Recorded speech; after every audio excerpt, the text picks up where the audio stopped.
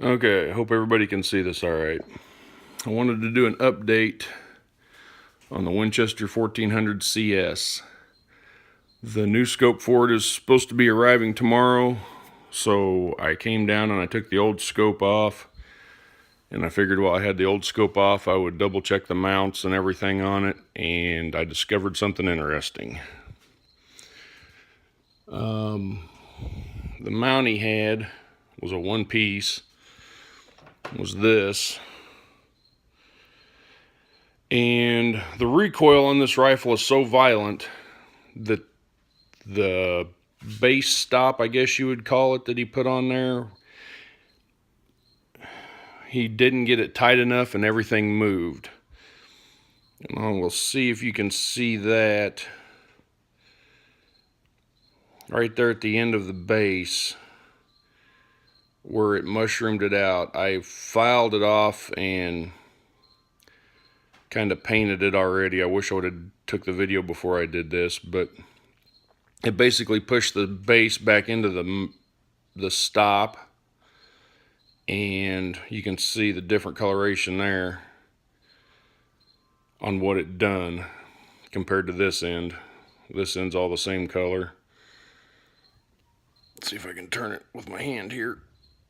Hang on. There we go. See how that's all the same color compared to this end, which ain't the same color? That's because it pushed that base back into that recoil stop and mushroomed it out, flattened it out. So that's the base. This, if it'll focus, this is the stop. This hole is supposed to be round, not oblong. And this is supposed to be, radiused and not mushroomed out and jacked up like it is there on the end. See, I don't know if you can see that hole pretty good there, how it's it's oblonged out, egg-shaped. Well, that's from the recoil and everything not being tight. And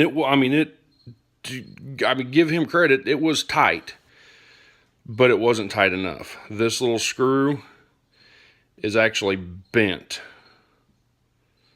I don't know if you can see that or not. It's actually bent because it pushed it back inside of this hole right here. This is where the stop goes, the scope base stop, and it pushed it back and it bent the screw. If I would have kept shooting this, I'm pretty sure that screw would have busted off in there.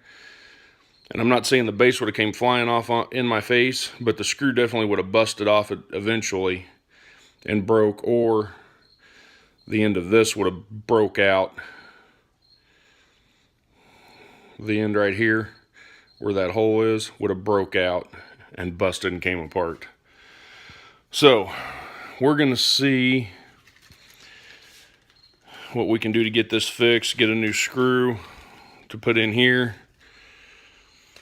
The scope's supposed to be in tomorrow, so hopefully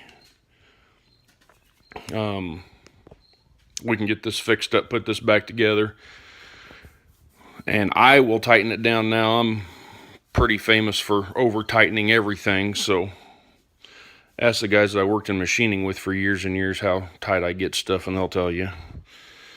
I over tighten everything, but on the other hand, I've never had none of my tools and shit come loose when I've tightened them in machines, or scope bases or anything came loose when they were shooting it. So I'm going to try to get this fixed up, try to get this back together, try to get this shooting again. And maybe it wasn't the scope that he had on here. This is the scope he had on here. Just a 3x9 by, 32. But we're going to put the Mana scope on here I ordered. We're going to try it with that. And I don't think it was scope. I think it was the mount, and I think the mount was moving. This gun is, I'm not real up to par on the recoil of Springer air rifles, but to me this gun seems like it's got some enormous recoil on it. And I'm pretty sure that that's what was moving. That's base was moving on that 11mm dovetail rail right there. It was moving on that. Oh, sorry. It was moving on that dovetail rail right there. And causing it to not stay zeroed. So we're going to fix this. We're going to get it back together. We're going to put the new scope on it. I'm going to do a review on the Manus 4x12 I ordered, 4x12x40 AO scope I ordered. I'm going to do a review on that and see how I like it. I'm going to be ordering me a Springer air rifle. I got my other one that you've seen in the other videos. I've got it, but I'm going to be ordering a different one. I'm going to go for the RWS Model 34P Pro Compact.